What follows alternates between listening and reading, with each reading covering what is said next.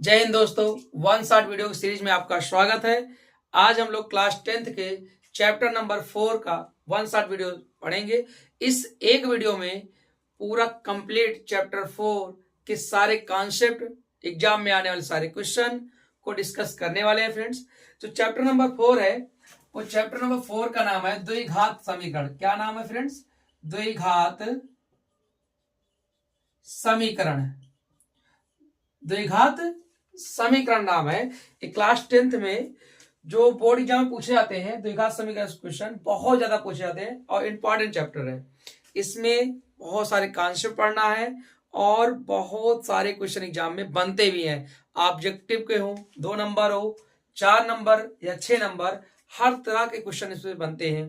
तो ध्यान से पढ़िएगा और पेन कॉपी लेके बैठिएगा। सारे क्वेश्चन नोट डाउन करना है और उसको हल करना है, सीखना है। क्वेश्चन स्टार्ट करने से पहले कुछ के बेसिक कॉन्सेप्ट जान लेते हैं कि द्विघात समीकरण होता क्या है। ध्यान सुनिएगा।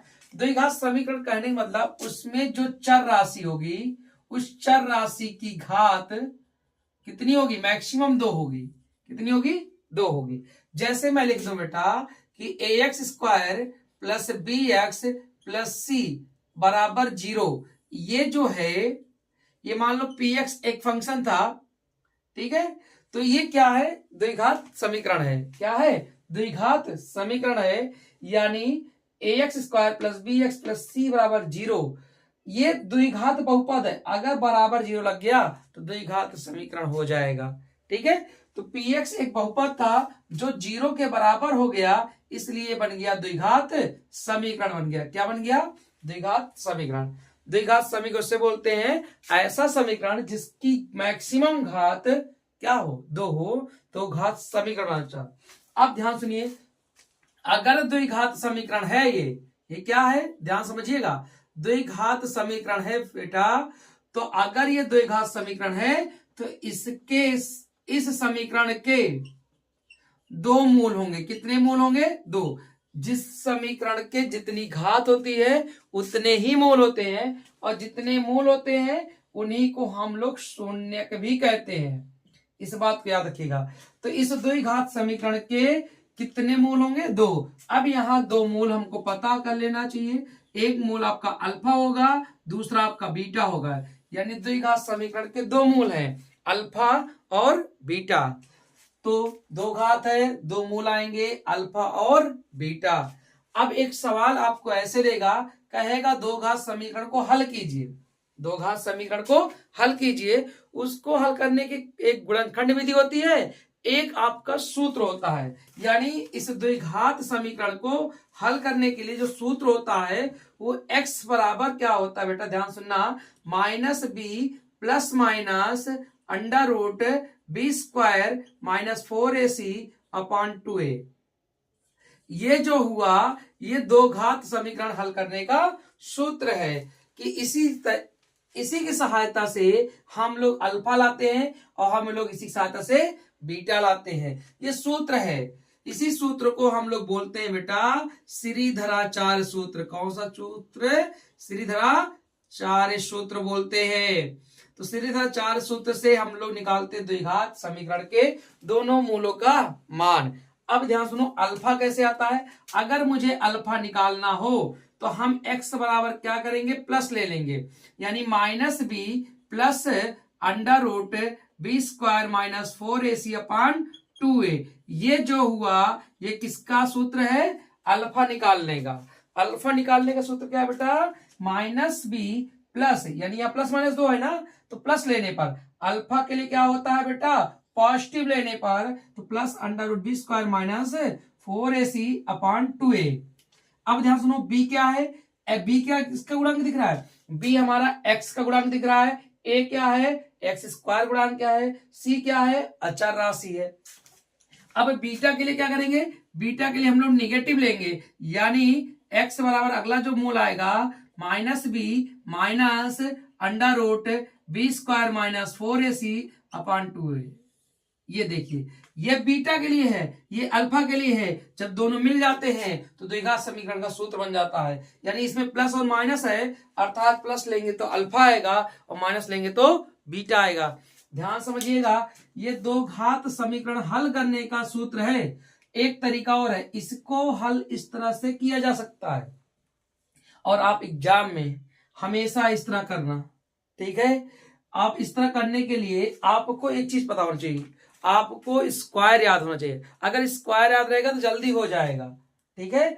और एक तरीका होता है कि इसका इसी द्विघात को हल करने का एक तरीका होता है, उसे हम लोग बोलते हैं गुणनखंड विधि। क्या बोलते हैं? गुणनखंड विधि। इस विधि को आप लोग कक्षा 8 में खूब सारा पढ़े होंगे, 8 में पढ़े हो, 9 में पढ़े हो, लेकिन 10 में बेटा सोचो, गुणनखंड विधि में अचर राशि का फैक्टर करते हैं। अब अगर दिमाग में नहीं आया आपके, आप उसका फैक्टर नहीं कर पाए, तो ये सूत्र जो है बिना सोचे समझे लगाना है। हर सवाल के लिए बिना सोचे समझे लगाओगे तो डाट अल्फा निकालने के लिए प्लस ले लेना, बीटा निकालने के लिए माइनस ले लेना। बस ए क्या है? एक्स स्क्वायर गुणांक क्या है, बी क्या है? एक्स का गुणांक क्या है, सी क्या है? अचर राशि है। बस सूत्र रखना, आंसर आ जाएगा। इसमें क्या होगा, आपको सोचना पड़ेगा उसका फैक्टर। मैं दोनों तरीके करके दिखाऊंगा, लेकिन आप जिसको आता है गुणनखंड विधि कर लेगा, जिसको नहीं आता, जो नया नया सीख रहा है, जो नहीं जानता कि कैसे हल होगा, वो सूत्र में रख लेगा, ठीक है। अब ध्यान सुनिए, इसके बाद एक और होता है कि बेटा आपको इसमें दो है अल्फा और बीटा, तो इसमें क्या कहता है कि अल्फा और बीटा का योग बराबर, आप लोग पढ़ चुके हो माइनस बी बाई ए पढ़े हो तीसरे चैप्टर में, अल्फा इंटू बीटा पढ़े हो, सी बाई ए पढ़े हो, ठीक है। तीसरे चैप्टर आप पढ़ चुके हो 3 चैप्टर में, पिछले वाले वीडियो में पढ़ाए थे। अब यहां पर हम लोग एक चीज रखना, दो घात समीकरण निकालने का सूत्र क्या होता है, इस सबको नोट करना है। दो घात समीकरण निकालने सूत्र होता है बेटा x square minus alpha plus beta x plus alpha into beta बराबर 0। ये हुआ दो घात समीकरण निकालने का सूत्र। कहने का मतलब एक्स स्क्वायर माइनस मूलों का योगफल इंटू एक्स प्लस मूलों गुणनफल बराबर 0। ये सूत्र आप याद रखिएगा बेटा, और ये सूत्र याद रखिएगा। अल्फा कैसे निकलेगा, बीटा कैसे निकलेगा, इनको याद रख करके रखना है। पूरे सवाल में यही लगने वाला है, पूरे चैप्टर में यही काम से चलेगा, इसके अलावा कुछ है नहीं, ठीक है। फिर चलिए अब स्टार्ट करते हैं। अब इसका स्क्रीनशॉट लेना हो ले सकते हो, और इसे नोट डाउन कर लीजिए। अब क्वेश्चन को देखते हैं जो आपके एग्जाम में आते हैं। क्वेश्चन देखने से पहले एक छोटा सा कॉन्सेप्ट और समझ लेते हैं। अब यहां पर आपसे एक चीज पूछा जाता है, इसको नोट कर लीजिएगा। पूछा जाता है द्विघात समीकरण का नेचर पूछा जाता है, प्रवृत्ति देता है, प्रकृति पूछी जाती है कि उस दो घात समीकरण की प्रकृति क्या है, नेचर क्या है। एक क्वेश्चन पूछा जाता है दो घात समीकरण की प्रकृति, इसको निकालने के लिए आपको एक चीज निकालना पड़ता है, डी। क्या निकालना पड़ता है? डी। डी के बराबर होता है, ध्यान सुनना, B square minus 4ac, B square minus 4ac। D क्या है बेटा? बेटा विविधकार है, ठीक है। अब डी निकालना पड़ता है मूलों की प्रवृत्ति बताने के लिए, मूलों का नेचर क्या है, काल्पनिक है कि वास्तविक है, उन सबको बताने के लिए हमें डी निकालना पड़ता है। क्या निकालना पड़ता है? डी। और डी बराबर क्या होता है? B square minus 4ac। अब यहां पर पहला कॉन्सेप्ट समझिएगा बेटा, पहला कॉन्सेप्ट ये है कि बी स्क्वायर माइनस 4ac बराबर यदि 0 हुआ, यानी डी बराबर 0 हो गया। एक सूत्र किसका है? डी का है। तो बी स्क्वायर माइनस 4ac किसका सूत्र है? डी का। अर्थात डी बराबर 0 होता है या बी स्क्वायर माइनस 4ac बराबर 0 होता है, तो याद रखना मूल जो दो घात समीकरण है उसके मूल बराबर व वास्तविक होंगे। क्या होंगे? बराबर व वास्तविक होंगे, ठीक है। अगर बेटा बी स्क्वायर माइनस 4ac का जो मान है वो ग्रेटर देन 0 हो जाए, क्या हो जाए? ग्रेटर देन 0 हो जाए, तो याद रखना मूल जो होंगे असमान व वास्तविक होंगे, मूल असमान व वास्तविक होंगे। अगर बेटा एक और याद रखिएगा, B square minus 4ac less than 0 हो जाए, यानी बी स्क्वायर माइनस 4ac का मान 0 से कम आ जाए, तब मूल क्या होंगे बेटा? मूल जो होंगे काल्पनिक होंगे। कौन क्या होंगे? काल्पनिक होंगे। मूल क्या होंगे? काल्पनिक। आपको बता दे रहा हूं, एग्जाम में सबसे ज्यादा क्वेश्चन कहां से आते हैं? यहां से आते हैं, ये यहां से। बेटा इसको जरूर याद रखना। सीधा कहेगा दिए गए द्विघात समीकरण के मूल क्या है? समान हैं या बराबर हैं। चाहे बराबर बोले चाहे आपसे समान बोले, दोनों एक ही चीज है। समान है तब पी का मान बताओ। तो बेटा पी का मान जब समान या बराबर दे जाइएगा तो यही सूत्र लगाना है, बी स्क्वायर माइनस 4ac बराबर 0। अगर ये जीरो से बड़ा होता है तो असमान व वास्तविक होगा, जीरो से कम होगा तो मूल उसके काल्पनिक होंगे। जीरो से कम कब होगा? जब उसको बी स्क्वायर माइनस 4ac का मान माइनस में आ जाए। किस में आ जाए? माइनस में आ जाए। अब हम लोग क्वेश्चन पे आते हैं, इसको नोट डाउन कर लीजिए, स्क्रीनशॉट ले लीजिए। ठीक है फ्रेंड्स, ये याद रखना, मूलों की प्रकृति है, नेचर है, कैसा होगा उसका द्विघात समीकरण का। ठीक है, चलिए अब पहला क्वेश्चन देखिएगा ध्यान से। पहला क्वेश्चन कह रहा है यदि 1/x² माइनस 2 बराबर 1/7 है तो x का मान बताओ। बेटा इस तरह के क्वेश्चन मैंने 2 लिया हूं और ये क्वेश्चन आते हैं एग्जाम में। इस तरह के क्वेश्चन एग्जाम में आते हैं, मैंने 2 क्वेश्चन लिया हूं। अब एग्जाम में कुछ ज्यादा नहीं करेगा, यहाँ x² माइनस 2 है, कभी x² प्लस 2 बराबर 3 रख देगा। ऐसे मतलब अंकों को चेंज करेगा, कॉन्सेप्ट एक ही रहेगा। ठीक है, तो पहला क्वेश्चन ध्यान से देखिएगा। पहला क्वेश्चन है बेटा कि 1/x² माइनस 2 बराबर 1/7 है। क्रॉस मल्टीप्लाई कर लेंगे बेटा, तो क्रॉस मल्टीप्लाई करेंगे 7 एकम 7, इधर हो जाएगा x² माइनस 2। तो बेटा ध्यान सुनो, माइनस 2 इधर क्या हो जाएगा? प्लस 2, इधर x² हो जाएगा। और आगे हल करेंगे तो x² बराबर 7 दूना हो जाएगा। और आगे हल करेंगे तो x बराबर √9 आएगा। अब बेटा रूट जब भी निकालेंगे x के सापेक्ष तो प्लस माइनस के साथ बताएंगे। किसके साथ बताएंगे? प्लस माइनस के साथ, यानी 9 का वर्गमूल क्या आएगा? Plus minus 3। अब इसमें ऑप्शन दिया रहता है एग्जाम में, 3 होगा, ऑप्शन भी दिया रहेगा -3 होगा, ऑप्शन सी दिया रहेगा प्लस माइनस 3 होगा, ऑप्शन डी दिया रहेगा नॉन। तो क्या बताओगे कौन सा सही? +3 नहीं, प्लस माइनस 3। याद रखना जब भी x के सापेक्ष निकालेंगे तो प्लस माइनस में ही आंसर देंगे। ओके, चलो अगला क्वेश्चन देखते हैं।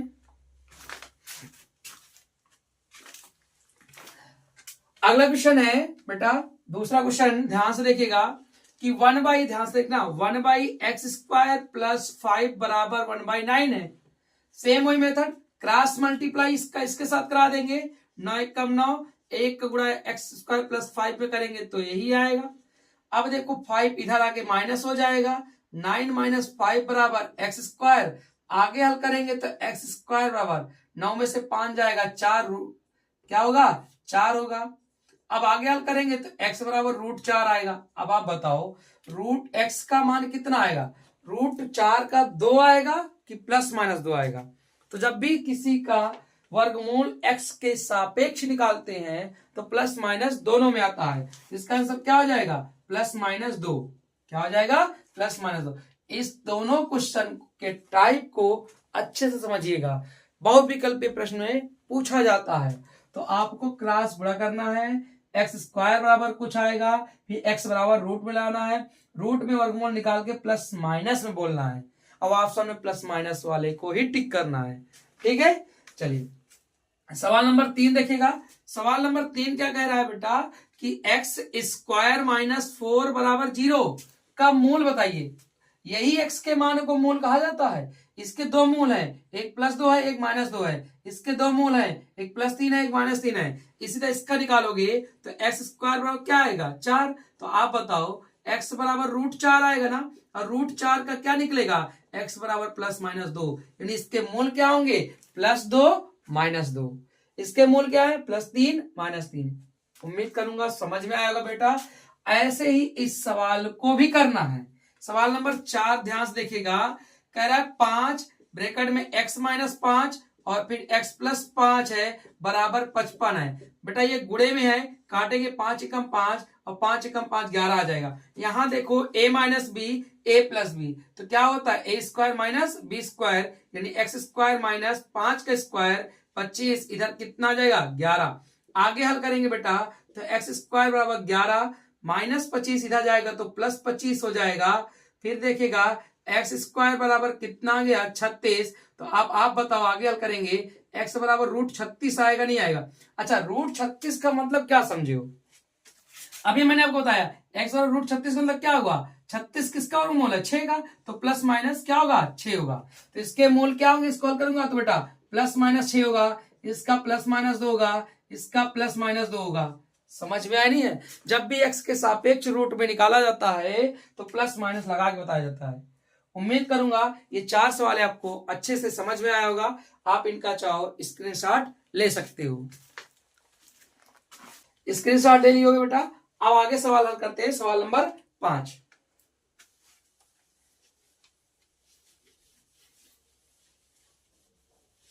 सवाल नंबर 5 क्या कह रहा है, यदि समीकरण के x² + kx - 6 बराबर 0 का एक मूल -2 है तो k का मान बताओ। इस चैप्टर नंबर 3 में भी कराए थे। जो एक मूल है वही x है, इस मूल को उठाकर समीकरण में रखना है बेटा, सवाल नंबर 5 में। ठीक है, 2x² - 4x प्लस 4x नहीं है ax है, क्या है ax है, ax + 6 बराबर 0। एक मूल -2 है यानी x की जगह -2, 2 गुणे -2 का स्क्वायर प्लस a गुणे -2। अब ये +6 है, इधर आके -6 हो जाएगा। अब 2 का स्क्वायर 4 और 4 दूनी 8 और प्लस, फिर देखो ये प्लस माइनस क्या हो जाएगा -a 2a बराबर -6 -2a बराबर -6 -8 +8 इधर जाके -8, तो -2a बराबर -14। बेटा ये 8 6 14 जुड़ जाएगा, माइनस में कट गया, a का मान आया 2 7 14 यानी a का मान क्या आ गया 7 आ गया, a का मान 7 आ गया। सेम कॉन्सेप्ट पर सवाल नंबर 6 है। सवाल नंबर 6 है, अब की -2 नहीं है, अब की kx था, सॉरी मैंने नीचे वाला सवाल कर दिया, दोनों में एक ही चीज था, मैंने ये सवाल रख दिया। ठीक है, चलो एक सवाल कर लेते हैं, इसको -2 कर लेते हैं, इसको -2 कर लेते हैं। तो ये सवाल नंबर 6 है आपका, क्या है सवाल नंबर 6। देखो मैंने यहां पर रख दिया था सवाल नंबर 6 में।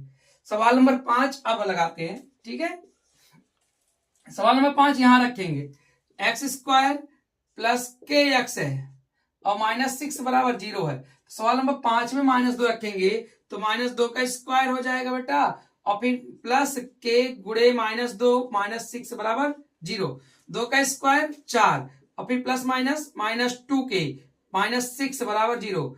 अब बताओ 4 में से 6 जाएगा -2, ये -2k इधर आ जाएगा, क्या आ जाएगा बेटा 2 आ जाएगा, क्योंकि देखो 4 में से जाएगा -2 और -2 जाएगा प्लस हो जाएगा, ये काटेंगे 2 × 2 और k बराबर क्या आ जाएगा -1, k बराबर -1। यानी कहने का मतलब एक मूल दिया रहेगा। मैंने इसलिए जानबूझकर एक तरह से 2 सवाल लिया हूं कि एक लगाऊं तो दूसरा आपको आज जब लगाने बैठ चलूं तो आपको समझ में आ जाए। जो मूल दिया है इसको इसमें रखना है, जो इसमें मूल दिया है x की जगह रखना है और a और k का मान आ जाएगा। कभी a का पूछता है, कभी k का पूछेगा, कभी समीकरण देगा p का पूछेगा, कुछ भी पूछ सकता है। ठीक है, तो मूल ये पीछे वाले चैप्टर में भी कराए थे आपको। अब अगला सवाल देखते हैं, सवाल नंबर 7। सवाल नंबर 7 कह रहा है, ध्यान सुनिएगा, x² - 3x - 10 बराबर 0 के मूल बताना है। मैंने अभी बताया आपको कि x² - 3x - 10 बराबर 0, ये सवाल नंबर 7 है, इसके मूल बताना है। मूल कौन कौन होते हैं द्विघात में, अल्फा और बीटा। हम चाहे इसका गुणनखंड कर लें, जिसको आता हो तो कर ले जाए, घटाने पे 3 आना चाहिए, 5 दूनी 10, 5 में 2 गए 3। लेकिन सोचो उस बच्चे को नहीं आता है और बोर्ड एग्जाम भी आया है, उसे सीखना भी है, तो हम लोग एक तरीका बताए हैं कि शॉर्टकट तरीका क्या है, सूत्र पे रख देते हैं। अब आप बताओ बेटा, अगर मैं इसकी तुलना करूं कि तुलना किससे कर लें, ax² + bx + c बराबर 0 से, तो बताओ x² यानी a के सामने कुछ नहीं लिखा तो 1 माना जाता है, a का मान 1 है। फिर देखो x है तो b के सामने -3 है तो b का मान क्या है -3 है। c के सामने -10 है, बेटा हमने a b c का मान निकाल लिया। अब 2 मूल हमें पता है, एक अल्फा होता है एक बीटा होता है। अल्फा बराबर सूत्र हमने पीछे बताया शुरुआत में कि बेटा -b plus √b² - 4ac upon 2a। तो अल्फा बराबर -b, देखो -3 है और माइनस यहां लगा है, तो माइनस माइनस क्या बन जाएगा प्लस, और प्लस लगाएंगे बेटा √b² यानी -3 का स्क्वायर 9, ये माइनस में रहेगा तो प्लस में ही आना है।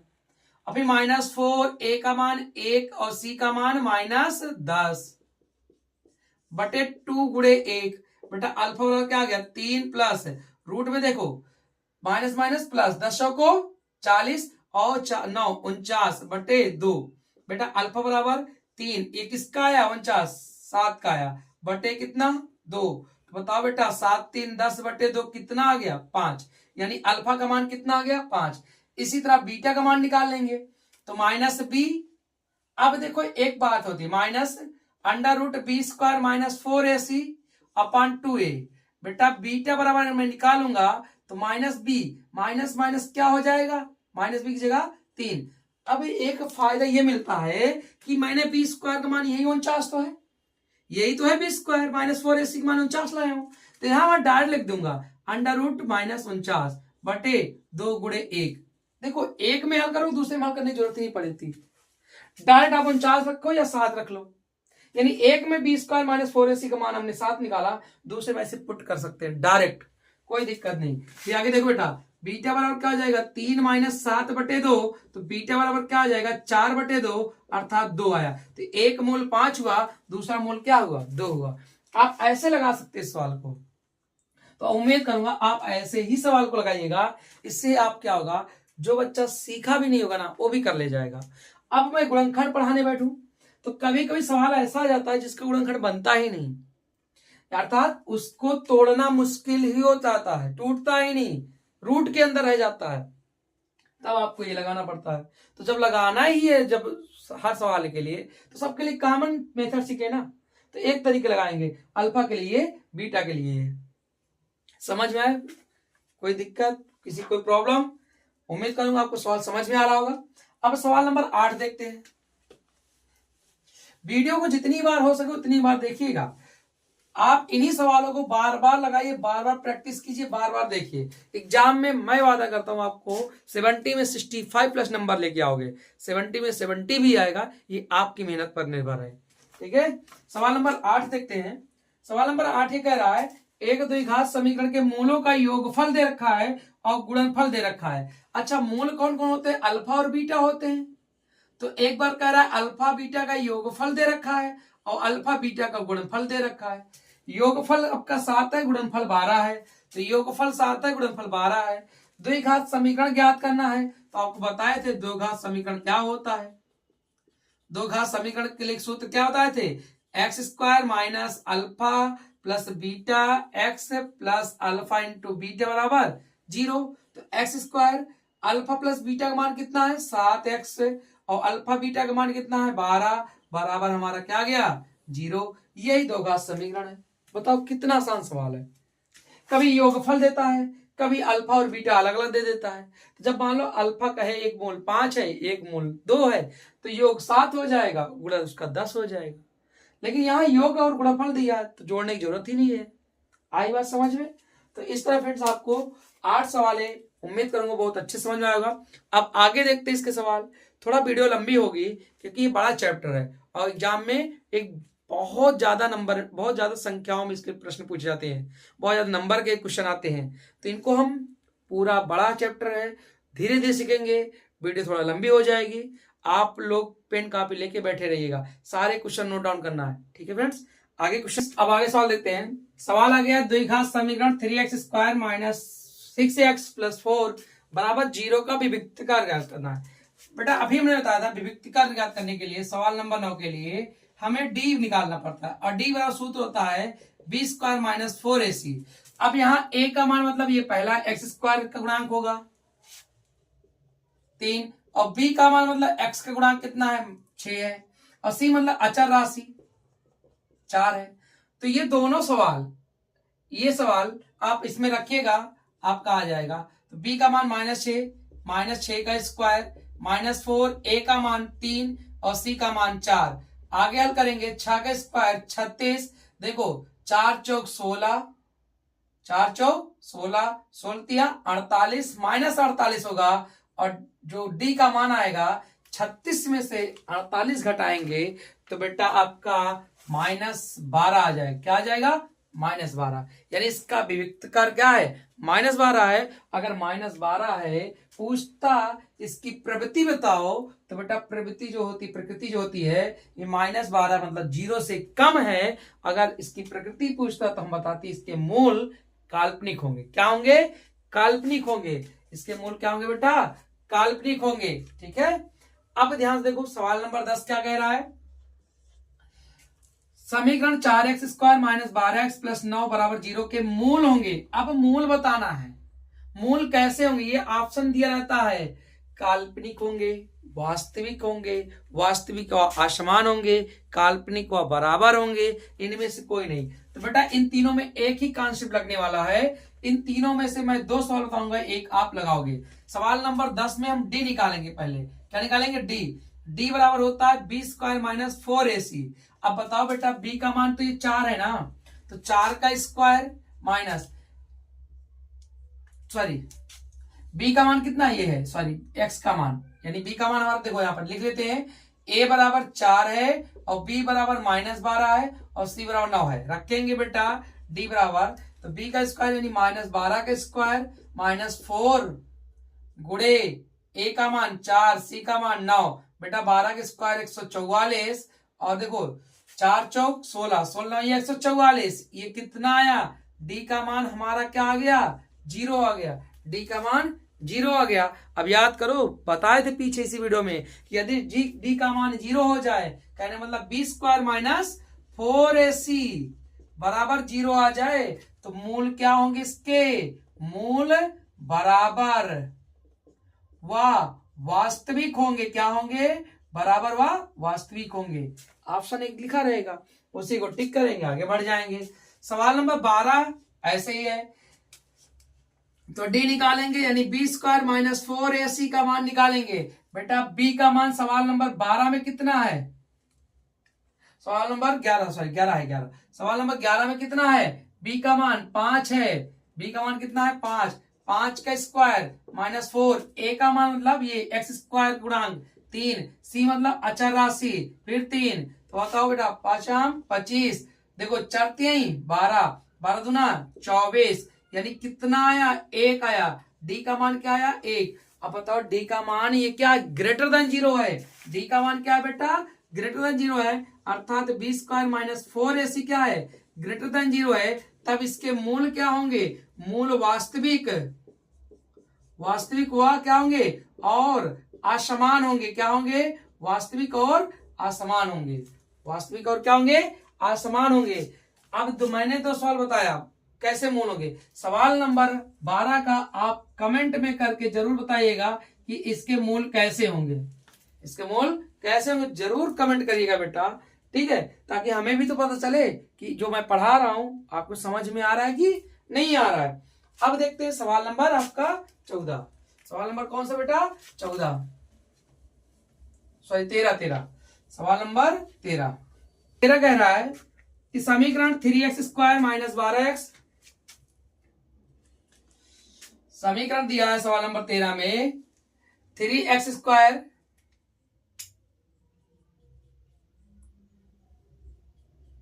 (12x) + m बराबर 0, ये दे रखा है के मूल बराबर है। क्या है बेटा? मूल बराबर है। अच्छा, जब मूल बराबर है तो हमें पता है जब मूल बराबर है तो बेटा हमें पता है b² - 4ac बराबर क्या होगा? 0 होगा। b² - 4ac बराबर 0। चूंकि मूल बराबर है इसलिए b² - 4ac बराबर क्या होगा? 0 होगा। तो बेटा b का मान क्या है? -12, तो -12 का होल स्क्वायर -4, a का मान क्या है? 3, c का मान क्या है? m बराबर 0।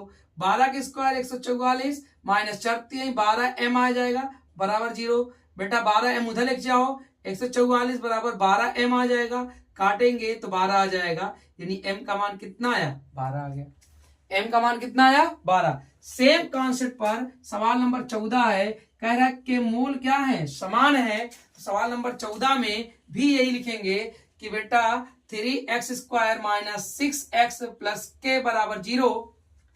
चूंकि इसके मूल क्या है, इसके मूल समान है। मूल क्या कर रहा है, समान है।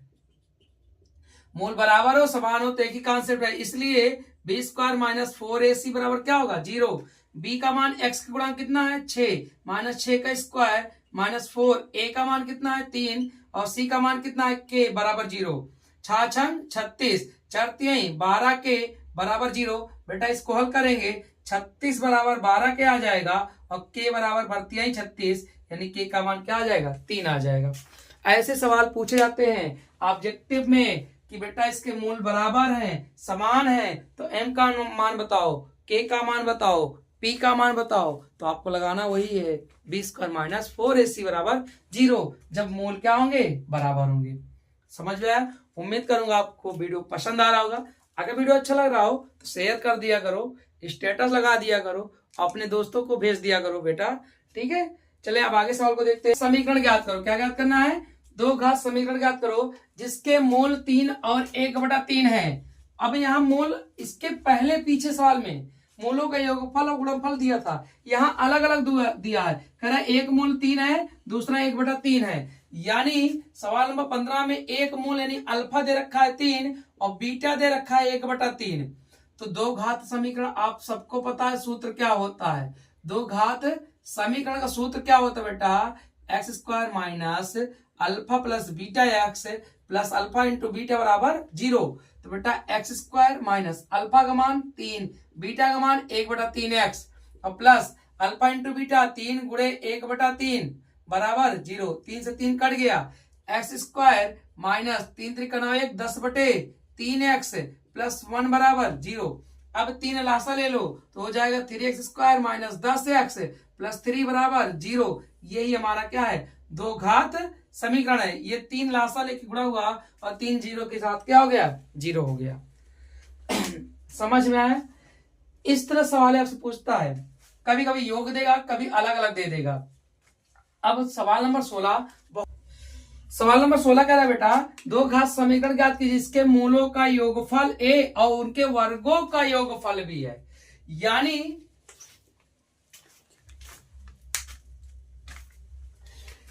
कह रहा है बेटा उसके मूलों का योगफल a, सवाल नंबर 16 में। तो मूलों का योगफल यानी मूल अल्फा प्लस बीटा का मान a है और उनके वर्गों का योगफल यानी अल्फा स्क्वायर बीटा स्क्वायर का मान b² है। तो बताना है द्विघात समीकरण। बेटा अल्फा बीटा का योग पता है, अल्फा इंटू बीटा निकाल लें तो समीकरण बता पाएंगे। तो हमें पता है अल्फा प्लस बीटा का होल स्क्वायर तोड़ेंगे तो बनेगा alpha square plus beta square plus 2 alpha into beta. अब अल्फा प्लस बीटा का मान कितना है a, तो a² बराबर मूलों का योगफल इतना मान कितना है b² plus 2 alpha into beta. बेटा ये इधर आ जाएगा a² माइनस b² बराबर 2 अल्फा इंटू बीटा बचेगा, दो गुणे में इधर बटे में चला जाएगा, यानी a² माइनस b² बाई 2 बराबर अल्फा इंटू बीटा। देखो अल्फा इंटू बीटा आ गया, अल्फा प्लस बीटा दिया था, दो घात समीकरण हम निकाल लेंगे। अब दो घात समीकरण क्या होता है, x² minus alpha plus beta x plus alpha into beta बराबर 0। तो बेटा x² minus alpha plus beta का मान a, तो ax हो जाएगा प्लस अल्फा इंटू बीटा का मान a² माइनस b² बाई 2 बराबर 0। दो से गुणा कर लेंगे तो 2x² minus 2ax plus a² minus b² बराबर 0। ये बन गया दो घात समीकरण। यही हमारा क्या है, आंसर है। ये हमारा क्या बेटा आंसर है। समझ में आया नहीं है? अब अगला सवाल देखो, सवाल नंबर आपका 17 कह रहा है दो घात समीकरण दिया है सवाल नंबर 17 में कि x² माइनस 7x प्लस 12 बराबर 0। तो मूलों के व्युत्क्रम का योगफल चाहिए। अच्छा बताओ इसके मूल क्या होते हैं बेटा, अल्फा और बीटा मूल है। चूंकि अल्फा और बीटा मूल है इसलिए इनके व्युत्पन्न का क्या हो जाएगा 1/अल्फा प्लस 1/बीटा। तो बताओ बेटा, इसको लासा लेंगे, अल्फा इंटू बीटा आएगा, ऊपर क्या आया, अल्फा प्लस बीटा आया कि नहीं है, बताओ। अब आप बताओ बेटा, अब आप सब जानते हो अल्फा प्लस बीटा बराबर सूत्र क्या पढ़ाए थे पीछे, माइनस बी बाई ए, और अल्फा इंटू बीटा क्या बताए थे, सी बाई ए से ए कट गया, नहीं कट गया, तो बचा क्या है, overall minus B by A, B by C, यानी इसके व्युत्पन्न का डायरेक्ट सूत्र बना सकते हैं माइनस बी बाई सी। तो इसलिए बेटा हम लगा सकते हैं, ठीक है, हम लगा सकते हैं। तो बेटा माइनस बी क्या कहता है, एक्स का गुणांक, क्या कहता है, एक्स का गुणांक, तो माइनस एक्स का गुणांक यानी माइनस माइनस 7 का माइनस एक्स गुणांक हो गया। सी मतलब अचर राशि, तो आ गया कितना, 7/12। यही हमारा क्या है, आंसर है, ये हमारा आंसर है। समझ में आया ना बेटा, हम डायरेक्ट बना सकते हैं सूत्र को भाई, कि उनके व्युत्पन्न का योगफल माइनस बी बाई सी होता है, हमने दिखा दिया कैसे आया। ठीक है, अब सवाल नंबर 18 तक बढ़ते हैं। और सवाल नंबर 18 का राजद्वयी घात समीकरण 2x² माइनस 6x प्लस 3 बराबर 0 के मूल की प्रकृति ज्ञात करो, यदि मूल वास्तविक है तो उन्हें भी ज्ञात करो। कहने का मतलब सवाल नंबर 18 में 2x² माइनस 6x प्लस 3 बराबर 0 के मूल ज्ञात करना है, मूल की प्रकृति ज्ञात करनी है, नेचर ज्ञात करना है, अर्थात डी निकालना है। तो डी बराबर क्या होता है, b² माइनस 4ac। तो बेटा इसकी तुलना किससे कर लें, ax² plus bx plus c बराबर 0 से। तो बताओ a बराबर 2 आ गया, b बराबर -6 हो जाएगा, और c बराबर 3 हो जाएगा। तो d कितना आ जाएगा बेटा, b का मान -6 का होल स्क्वायर -4, a का मान 2, c का मान 3। तो बेटा d बराबर आ जाएगा 6×36, 4 दूनी 8, 8 त्रिक 24।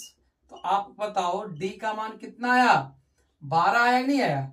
अब 12 आया तो d क्या है बेटा, ग्रेटर देन 0 है, और जब ग्रेटर देन 0 है तो इसके मूल तो दिखेंगे, चूंकि d ग्रेटर देन 0, इसलिए बेटा लिखेंगे मूल वास्तविक व असमान होंगे, वास्तविक और असमान होंगे। तो अब मूल बता देंगे, तो मूल बता देंगे बेटा, हम बताए थे अल्फा निकालने के लिए क्या करना पड़ेगा, अल्फा निकालने के लिए -b plus minus √b² minus 4ac, -b plus 1 है, प्लस होगा √b² minus 4ac upon 2a, और बीटा निकालने के लिए क्या होगा, -b minus √b² minus 4ac upon 2a। बेटा एक चीज देखो, -b है तो माइनस प्लस हो जाएगा, यानी 6 हो जाएगा। अब बताओ b² माइनस 4ac का मान निकाला हूं ना 12, b² माइनस 4ac का मान निकाला हूं, नहीं निकाला हूं 12। अच्छा जब 12 निकाला हूं बेटा, तो आप बताओ यहाँ प्लस √12 नहीं लगा पाएंगे, लगा लेंगे, और 2a मतलब 2 दूना क्या हो जाएगा, 4 हो जाएगा। इसी तरह बीटा का मान निकाल लेंगे बेटा, माइनस प्लस 6 हो जाएगा फिर इसके लिए, और यहाँ -√12 हो जाएगा अपॉन 2a, कितना हो जाएगा, 4 हो जाएगा। अब ज्यादा से ज्यादा क्या कर सकते हैं, हल कर सकते हैं, इसको हल कर लीजिएगा। अब 12 का मतलब क्या होता है, 2√3, अब 2√3 मतलब 6 प्लस 2√3/4 अल्फा आ गया। बीटा इसी तरह निकालेंगे, 6 माइनस 2√3/4। अब ज्यादा क्या हो सकता है, 2 लेकर कॉमन लेकर काट देंगे, 2 कॉमन लेकर क्या कर देंगे, काट देंगे। तो काट देंगे बेटा, यहां देखिएगा अल्फा बराबर 2 कॉमन लेंगे तो 2 3 6, 3 प्लस √3/2 आ जाएगा, और बीटा बराबर आ जाएगा 3 माइनस √3/2 आ जाएगा। ये हुए इसके सवाल को। तो ऐसे सवाल एग्जाम लगाना, ये 4 नंबर के सवाल आते हैं आपके, इतने आसान से सवाल हैं। चले फ्रेंड्स, अब कुछ भाषागत लैंग्वेज पे सवाल देख लेते हैं। फ्रेंड्स मैं कुछ संख्याओं पर और कुछ मेंसुरेशन के सवाल लिया हूं, बाकी इस पे जो नाव धारा सवाल बनती है वो मैं पहले से ही अपने चैनल पर पढ़ा चुका हूं। जो बार बार क्वेश्चन आए हैं उस वीडियो का लिंक मैं डिस्क्रिप्शन में दे दूंगा, नहीं कमेंट बॉक्स में डाल दूंगा, आप उन वीडियो को भी देख लीजिएगा। ठीक है फ्रेंड्स, चलिए स्टार्ट करते हैं। कह रहा 2 अंकों का योग 8 है तथा उनके व्युत्क्रम का योग 8/15 है, तो संख्या बताओ। सवाल नंबर 19 के लिए दो अंकों का योग 8 है, तो पहला अंक मान लेते हैं बेटा, पहला अंक x है और दूसरा अंक मान लेते हैं बेटा, दूसरा अंक जो होगा अंकों का योग 8 होना चाहिए, यानी x अगर मैं योग करूं तो 8 होना चाहिए। पहला x है तो दूसरा 8 माइनस एक्स करेंगे, जब दोनों को जोड़ेंगे x x कट जाएगा, 8 बच जाएगा। तो पहला अंक हमारा x है, दूसरा 8 माइनस एक्स है। फिर कह रहा है उनके व्युत्क्रम का योग, यानी इनके व्युत्क्रम प्रश्नानुसार डालेंगे बेटा, प्रश्नानुसार व्युत्क्रम मतलब 1/x प्लस 1/8 माइनस एक्स बराबर कितना है, 8/15 है। हल करेंगे आंसर आ जाएगा। अब क्रॉस मल्टीप्लाई कराएंगे बेटा, तो 8 माइनस एक्स प्लस एक्स होगा बटे इसका क्या हो जाए x, 8 माइनस एक्स लासा हो जाएगा, बराबर 8 बटे कितना हो जाएगा 15। अब देखो x से x कट जाएगा, 15 अट्ठे 120, इधर मल्टीप्लाई करेंगे 8x 8 माइनस एक्स होगा, ठीक है। इसको काटना चाहे तो काट सकते हैं बेटा, 8 से काटेंगे 15 आ जाएगा, 15 बराबर 8x माइनस एक्स स्क्वायर, सबको इधर लेके आओ, एक्स स्क्वायर ये आएगा माइनस में और ये 15 प्लस में हो जाएगा बराबर 0। अब चाहो तो अल्फा और बीटा निकाल लो, यानी प्लस वाला ले लेना, माइनस वाला छोड़ देना। अब यहां से गुणनखंड कर लो बेटा, 15 को गुणनखंड करो, जोड़ने पर 8 मिले, 3 5 15 और 5 3 8, x square minus 3x minus 5x plus 15 बराबर 0। दोनों में कॉमन क्या है x, तो क्या बचेगा x माइनस 3, इन दोनों में कॉमन क्या है -5, क्या बचेगा x माइनस 3, यानी x माइनस 3 और x माइनस 5 बराबर 0। तो x बराबर 3 भी होगा और 5 भी होगा, यानी अगर आप पहला अंक 3 मांगते हो तो दूसरा अंक 5 आएगा, और दूसरा अंक पहला अंक 5 मांगते हो तो दूसरा अंक क्या आएगा 3 आएगा, यानी दोनों अंक आ गए 5 और 3, आपका क्या हो गए आंसर हो गए। तो पहला अंक 3 तो दूसरा अंक क्या आएगा 5 आएगा। Any doubt? आपको ऐसे सवाल को हल करना है, ये सवाल है 4 नंबर में आते हैं, 4 नंबर में, ठीक है, याद रखिएगा। अगला 20 नंबर कह रहा है एक समकोण त्रिभुज, इसको मिटा देते हैं सवाल को, ठीक है। एक समकोण त्रिभुज है बेटा, बनाने वाली भुजाएं x + 2 सेंटीमीटर तथा 4x + 1 सेंटीमीटर है। यदि त्रिभुज का क्षेत्रफल 84 है तो तीनों भुजाएं बताओ। ध्यान से देखना, सवाल नंबर 20 के लिए समकोण त्रिभुज हमारा ये होता है, समकोण त्रिभुज हमारा ये होता है बेटा, ये होता है, ये समकोण त्रिभुज है, ये A है, ये B है, ये C है कि नहीं है। अब कह रहा है कि त्रिभुज पर, अब समकोण त्रिभुज का जो एरिया का सूत्र होता है 1/2 आधार गुणे ऊंचाई तो होता है, या इसी बोलते हैं आधार गुणे लंब, यानी कोई एक भुजा मान लेते हैं लंब x + 2 है और ये 4x + 1 है, यही दोनों गुणा करके एरिया आ जाएगा। एरिया कितना दे रखा है 84, 1/2 आधार मान लेते 4 और x + 1 है और ऊंचाई उसकी x + 2 है। इसको काटेंगे 2 1 कम 2, 2 दूनी 4, इधर से काटेंगे तो 2 चौको 8, 2 दूनी 4 आ जाएगा। दोनों को मल्टीप्लाई कराएंगे, x² 2x और प्लस x + 2, बेटा सबको इधर बुला लो, सॉरी 42 उधर ले जाओ, तो इधर 0 बचेगा, x² + 3x 42 इधर जाएगा माइनस में हो जाएगा और 42 इधर जाएगा तो -40 आ जाएगा। अब गुणनखंड कर लेंगे बेटा, तो इसको सीधा कर लेते हैं थोड़ा, x² + 3x -40 बराबर 0, गुणनखंड करते हैं। अब घटाने पे 3 आना चाहिए, 8 5 40, 8 में से 5 गया 3, यानी x² + 8x -5x -40 बराबर 0। तो बेटा x², इन दोनों का मान क्या होगा, x का मान होगा तो x + 8 बचेगा, अगले -5 का मान होगा तो x + 8 बचेगा बराबर 0। तो x + 8 1 में हो जाएगा, x - 5 1 में हो जाएगा। देखो ये वैल्यू जाके माइनस में होगी तो इसको ले जाके 0 करा दो, तो यानी x - 5 बराबर 0, तो x बराबर क्या आ गया 5। अब अगर x का मान 5 आ गया तो इसका लंब जो हुआ वो लंब कितना हो जाएगा बेटा, x + 2 है, यानी 5 + 2 कितना आ गया 7। इसका आधार कितना हो जाएगा बेटा, आधार हो जाएगा 4 और x + 1 है तो 4, x का मान 5 + 1, 5 1 6, 6 चौको कितना आ गया 24। कर्ण बाकी है, तो कर्ण बराबर सूत्र होता है अंडर स्क्वायर लंब का स्क्वायर प्लस आधार का स्क्वायर। बेटा लंब कितना है 7 है, तो 7 का स्क्वायर 49, आधार कितना है 24 है, 24 का 5 76, जोड़ोगे तो 625 आ जाएगा, और 625 किसका है 25 का। यानी तीनों भुजा आ गई, लंब 7 हुआ, आधार 24 हुआ, और कर्ण हमारा क्या हो गया 25 हो गया। ऐसे सवाल लगाना है, और ये सवाल 6 नंबर में आया था। कितने नंबर में आया था 6 नंबर में। तो याद रखना बहुत इजी सवाल आते हैं, बस आपको कंसंट्रेट होगा, ध्यान से हर एक सवाल को नोट करना है, समझना है, बार बार लगाना है। ठीक है, चलिए अगला सवाल देखते हैं, सवाल नंबर 21। इसको रेस कर देते हैं बेटा। सवाल नंबर 21 क्या कह रहा है, ध्यान से देखिए। कह रहा है दो संख्याओं के वर्गों का अंतर 180 है, छोटी संख्या का वर्ग बड़ी संख्या का 8 गुना है। छोटी संख्या का वर्ग बड़ी संख्या का 8 गुना है, तो संख्या बताने हैं। तो दो संख्याओं का वर्ग के अंतर कितना है, वर्गों का अंतर 180 है।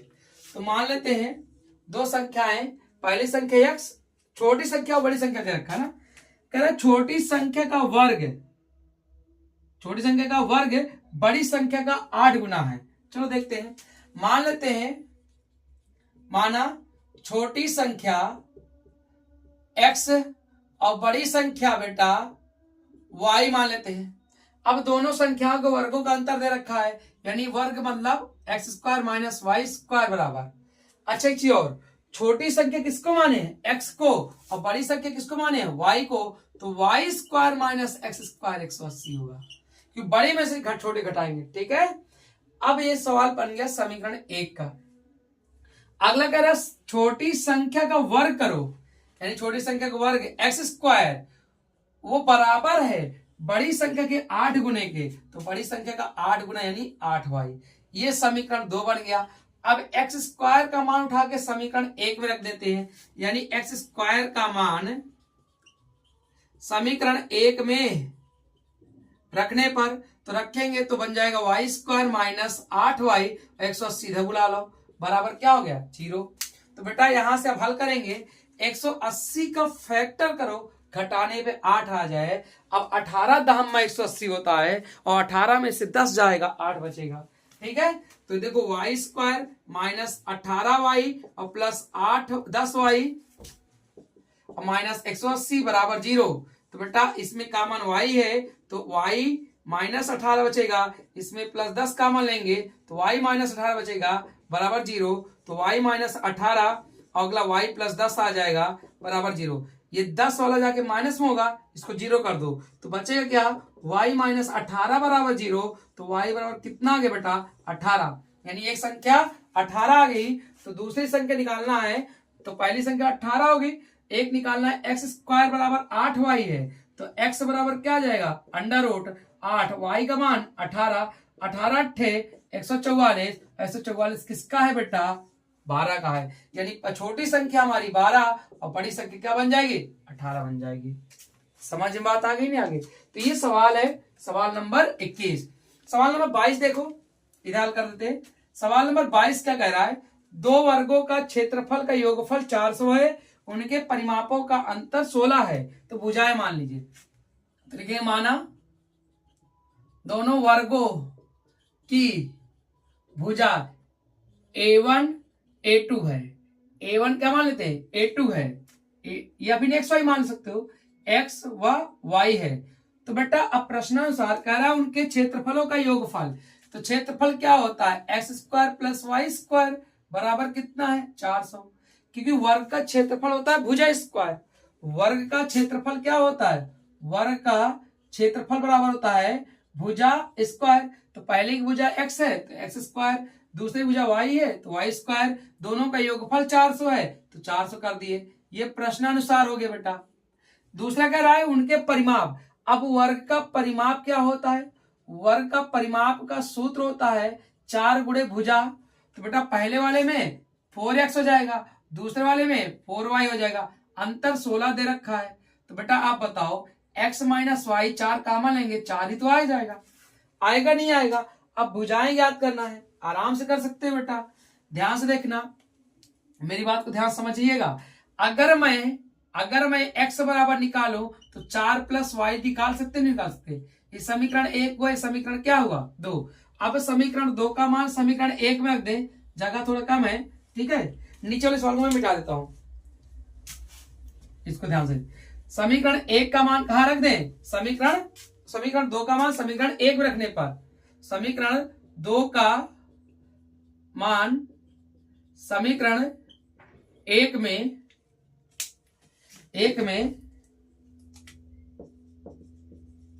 रखने पर, जैसे 1 में रखेंगे बेटा तो x की जगह रखेंगे 4 प्लस y का होल स्क्वायर, ठीक है, और प्लस वाई स्क्वायर बराबर 400। अब इसको हल करेंगे ध्यान से देखिएगा, तो ये टूटेगा a प्लस बी के होल स्क्वायर में, तो 4 चौक 16 प्लस वाई स्क्वायर और 4 दूनी 8 वाई और प्लस वाई स्क्वायर माइनस 400 बराबर 0। और इसको हल करेंगे बेटा तो y कितने हैं 2y स्क्वायर और प्लस 8y और 400 में 16 जाएगा तो 300 कितना बचेगा 384 बराबर 0। 384 बराबर 0। इसको रेज कर देते हैं बेटा सवाल को। 384 बराबर क्या आ गया 0। अब हम लोग यहीं से निकालेंगे, गुणनखंड करेंगे, 2 कॉमन लेकर हटा देते हैं तो वाई स्क्वायर जो बनेगा वाई स्क्वायर प्लस 4y 4 दूनी 8, 2 से काटेंगे 2 1 कम 2, दोनों 8 2 दूनी 4। अब घटाने पे 4 आना चाहिए, घटाने पे क्या आना चाहिए 4 आना चाहिए। 192 का फैक्टर करते हैं, ठीक है, 192 का फैक्टर कर लेते हैं बेटा। तो 2 से काटेंगे 2 9 18, 2 6 12, फिर काटेंगे 2 48, 2 6 पे आएगा, फिर 16 तिया 48, ठीक है, तो दूना 4 चरती 12 और 16 12 4 16, यानी 12 16 गुणे 12 आ जाएगा, 16 गुणे 12। तो Y square plus 16y minus 12y minus 192 बराबर 0। तो y कॉमन लेंगे बेटा तो y प्लस 16 बचेगा, इसमें माइनस 12 कॉमन लेंगे y प्लस 16 बचेगा 0। तो बेटा ध्यान सुनो, y प्लस 16 एक साथ हो जाएगा, y माइनस 12 एक साथ हो जाएगा, तो ये माइनस में जाएगा, ले जाएगा 0 कर दो, तो बचा क्या है y माइनस 12 बराबर 0। तो y बराबर क्या गया 12, यानी पहले की भुजा 12 हो गई, दूसरी भुजा समीकरण 2 में रख दें, तो यानी x बराबर 4 प्लस y है, तो बेटा 12 प्लस कितना आ जाएगा y मान 12 है और 4 कितना हो जाएगा 16। तो यानी पहली भुजा पहले वर्ग का 16 और दूसरे वाले का 12, तो हमारा आंसर क्या हो जाएगा बेटा 16 और 12, ये हमारा क्या है आंसर है। तो बेटा इसके कमेंट में मैं दूसरे वीडियो का लिंक दे दूंगा, आप लोग उसको भी देख लीजिएगा। उसको देखने के बाद नाव धारा की सारी सवाल आपकी हो जाएंगे। तो आज के बाद ये 4th चैप्टर आपका कंप्लीट होता है। तो थोड़ा वीडियो लंबा हो गया है और सवालें मैंने सारे एग्जाम में आने वाले किए हैं, ठीक है। इन्हीं सवालों को बार बार प्रैक्टिस करिएगा, वीडियो और लोग को शेयर कर दीजिएगा। मिलते हैं नेक्स्ट वीडियो में एक नए चैप्टर के साथ, तब तक के लिए थैंक यू, धन्यवाद, बाय बाय, टेक केयर।